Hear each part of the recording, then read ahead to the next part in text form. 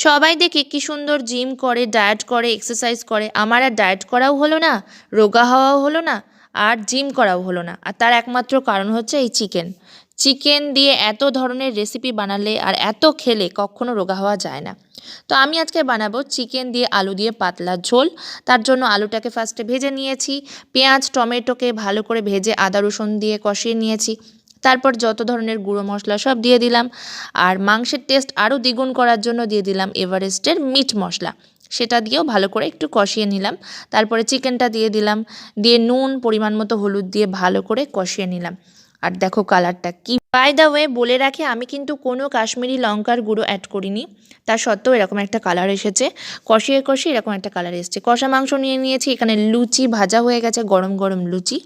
আর আমার মাংসের ঝোল ফুটতে শুরু করে দিয়েছে, খাওয়া দাওয়াও আমরা শুরু করে দিয়েছি। ভিডিওটা ভালো লাগলে লাইক করে সাবস্ক্রাইব করো। টাটা।